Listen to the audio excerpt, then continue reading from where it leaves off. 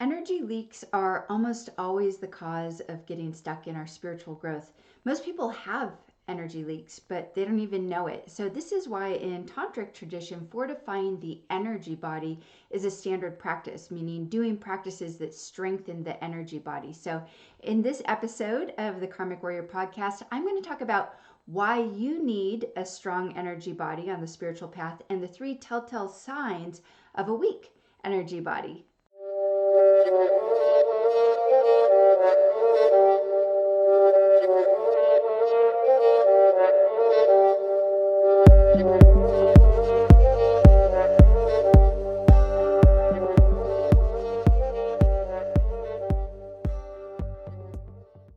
Hey there, yogis and karmic warriors. Welcome to the Karmic Warrior Podcast, where we talk about living an extraordinary life by practicing time-proven and tested teachings of non-dual tantra and yoga wisdom traditions. I am your host, Lisa Engles. I'm a psycho-spiritual counselor, I'm a meditation teacher, and I'm the creator of the Karmic Warrior Oracle deck. And the goal of this podcast is very simple. It's just to make it easier than ever before for anyone to find happiness and fulfillment in their everyday life by tapping into the wisdom teachings that have already been passed down to us for millennia, and to occasionally dispel many of the popular myths which hold us back without our even knowing. Before we dive into today's episode, please do be sure to subscribe to my channel so that you never miss an episode. And let's go ahead and dive in. We're going to talk about something that I think is really important. I call this a Tantric Basics, sort of like the fundamentals of tantric, non-dual tantric practice, non-dual tantric yoga. And that is this idea of having a strong energy body. As I said in the intro, energy leaks are probably the most common cause, or one of the most common causes, of getting stuck or plateauing on the spiritual path. And a lot of people aren't even aware that that's actually what's happening to them. And so this is why in tantric tradition, it's very, very important that we do practices that strengthen the energy body. So not only does having a weak energy body affect our spiritual growth, but it's also going to affect every aspect of our life, especially our relationships. I think that you'll see that as we move through this episode. I'll try to point out how that actually happens. But I want to say that probably the biggest symptom in general of having a weak energy body is this feeling of powerlessness in one or more areas of your life. Feeling like, I'm not really in my power. So what happens is that when we do have a strong energy body, the most obvious symptom that you'll experience is that you no longer feel powerless. But also, you have this experience that relating to others just becomes easier. In other words, you're able to handle challenging situations and difficult situations more gracefully.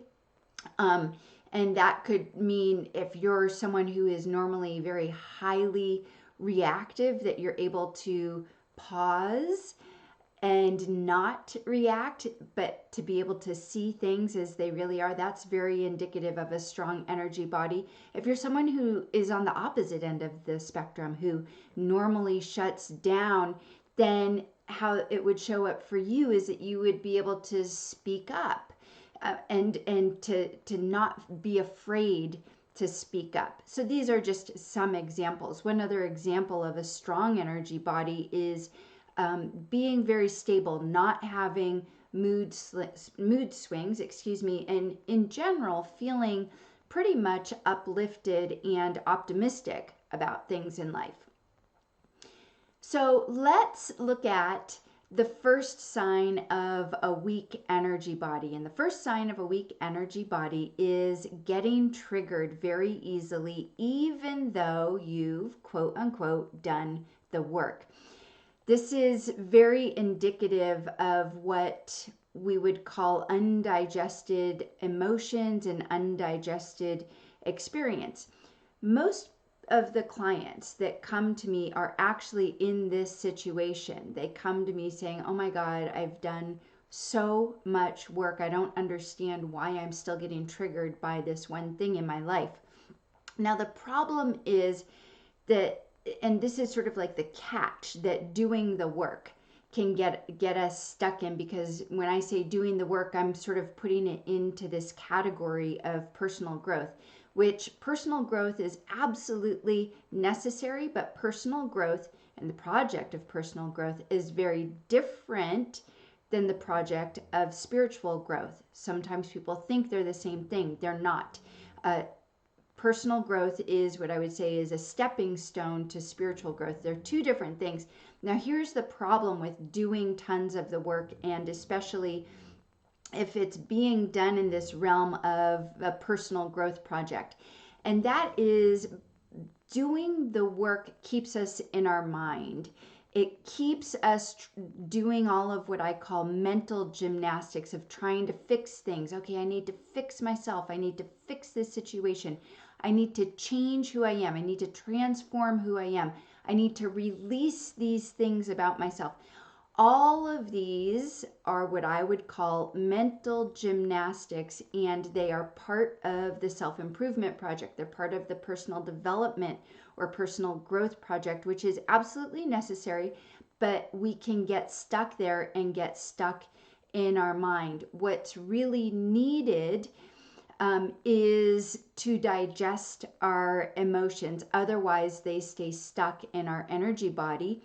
And the experience that we'll have is getting triggered by things, by something someone says, or by a certain situation, even though, oh my God, I've already thought I released all this. I thought I already dealt with this problem, and here I am still dealing with it again. So again, what's needed in this situation is to digest our emotions, and our emotions are held in our energy body. And I'll talk a little bit more in a few minutes about a specific aspect of our energy body. But one piece that most of us are really familiar with are the 7 energy centers, or the chakras, as it's said in Eastern spiritual traditions, or the chakras, as it's pronounced in Western spiritual traditions. Doesn't matter which system you're following. The chakras are transformation stations. They are these energy centers that hold all of our emotional experiences, and we can harness the power of the chakras in order to digest our emotional experience. So oftentimes working with the chakras can really help when we're in this situation where we're being easily triggered, even though we've done a lot of the work. Now, the second sign of a weak energy body is having a hard time staying centered, having a hard time staying grounded, especially when we're in challenging situations. So here's how that shows up for a lot of the clients that I work with. They'll tell me, and oftentimes when I'm working with them, I'll do a psycho-spiritual process, or we'll do a specific type of meditation together, and they'll report back to me, oh my gosh, I just feel so centered right now. I feel so grounded. And then what happens is they go out in everyday life after they've done that practice, and for some reason it just seems to fall all apart. It's like, oh my gosh, I can get it when I'm in my practice, when I'm in my meditation, but when I'm not in my meditation and I leave my meditation cushion, or I'm done with my practice and go out into the world, things just sort of fall apart. I can't stay grounded. I can't keep my center. So there's this constant feeling of, okay, I'm there, I got it, I'm in it, I'm centered, I'm grounded, and oh man, I lost it. I'm not there. For some reason, I can't keep it. I can't seem to stay grounded and centered. So when clients come to me with this particular issue, what I'll do is I'll ask them about their practice, and almost always, I will say 99% of the time, they will tell me, oh, well, yeah, I'm not super consistent with my practice. And so this is key here. We have to be consistent with our spiritual practice. If they're in that 1% that's saying, yeah, I'm doing my spiritual practices, then they're not doing the correct type of practice to strengthen the energy body. And there are certain types of practices that do that. So that is the number 2 sort of telltale sign of not having a strong energy body. Let's go ahead and look at the third telltale sign of not having a strong energy body, and that is being highly judgmental and having a lack of discernment. And when I say judgmental, I mean judgmental not only of others, but of oneself. So how does this relate to the energy body? You might think, how is this really going to relate to the energy body? Well, in tantric tradition, the energy body is the psyche that interpenetrates the physical body. And the energy body is synonymous with the mental, emotional body. So I'm going to give you just a really high level sort of Cliff Notes version of just really like a sketch of what the energy body is, because the energy body has 8 facets to it, but I can't cover all of those in this segment. So let me just talk about 3 of the most important parts or facets. They're all important, but the 3 most prominent ones that you should know about are called the manas, the ahankara, and the buddhi. So let me take those one by one. Manas is the aspect of our energy body that is, it's called the mind, but it's not the brain or the mind like we think about it in Western culture. It is our faculty of attention. And then we have the ahankara. And this is known as the ego, but again, not as we think of it in Western culture or in Western psychology, because in yogic and tantric tradition, the ego, a more accurate way to describe the ego is not that it's a noun, but that it's a verb. So the ego is the I maker. The ahankara is the aspect of our mind that makes the I, or is a self-image manufacturer. I'll explain this in just a moment. And then finally, the third facet, or the third aspect that's really important to understand is what's called the buddhi. And the buddhi is our intellect. Again, as you're probably getting used to me saying this, not how we think of it in Western psychology. This is a yogic version of intellect. So here's what happens. When the energy body isn't strong, it results in, number 1, an inability to focus the mind, which is our manas, that aspect of the mental emotional body. It also manifests in pervasion of self-referential thoughts, identification with the I. So this is how in yogic tradition they think of the ego. So having a lot of self-referential thoughts and identification with the I. And then finally, not having a strong energy body results in being judgmental, as we talked about. So when we're strong in all 3 of these facets, when we have a strong energy body, what happens is these 3 facets shift. So now we go from the inability to focus our mind to the ability to focus our attention. We see this a lot in beginner meditators who really should spend most of their time on concentration exercises and focusing the mind. So when we start to clarify, when we start to strengthen our energy body, we will definitely experience the ability to hold attention and concentration in meditation, especially. We also will start to release those self-referential thoughts. We won't have as many self-referential thoughts. And then lastly, our judgment starts to shift from being judgment into discernment. So the key here is that judgment is indicative of what we call samskaras. And samskaras are simply the past or the impressions that we have in our subtle body, in the mental emotional body of our past experiences, specifically our unresolved past experiences.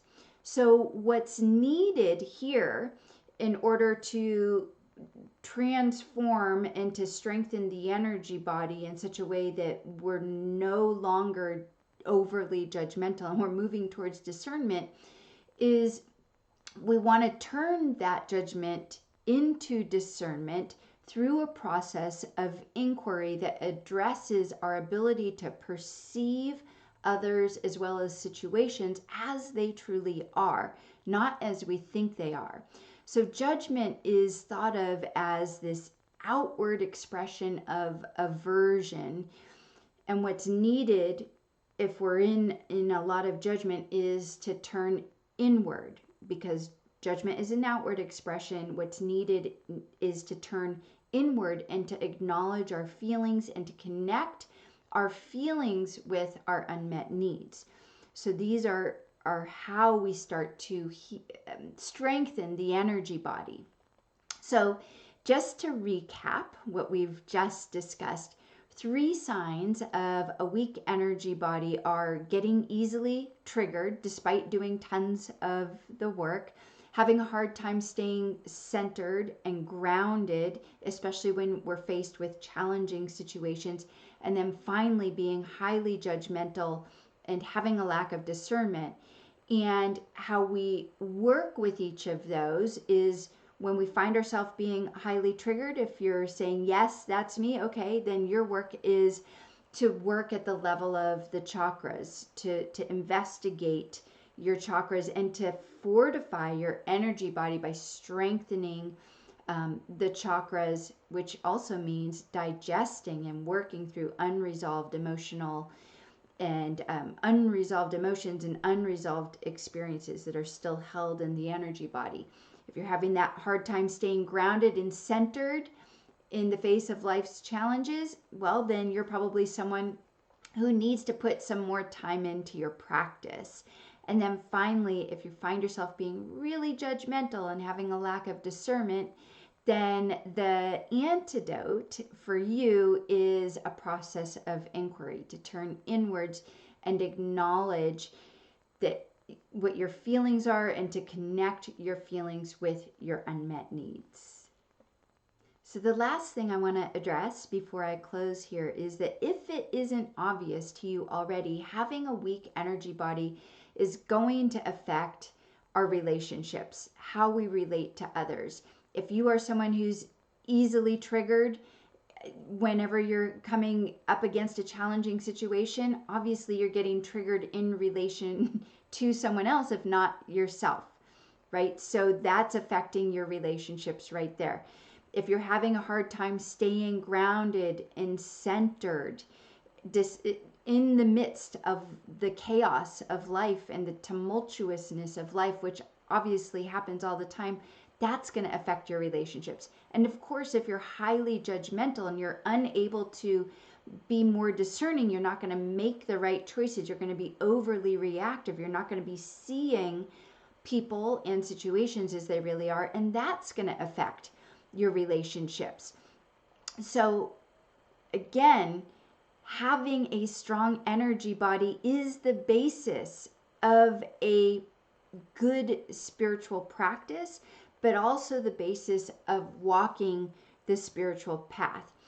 And if we don't have a strong energy body, it's going to cause us to repeat the same patterns, the same unhealthy patterns in our relationships. So if that sounds like you, I invite you to check out my video on how to unlock the law of karma and put an end to your relationship mistakes. I put a link in the description below, so you can just click on that link, head on over to that video and check it out. Please do leave a comment. What are your thoughts about this episode? What touched you? What can you relate with? What questions do you have? I'm always answering comments, so please do leave a comment. I love those. And until next time, be safe, be well, and namaste.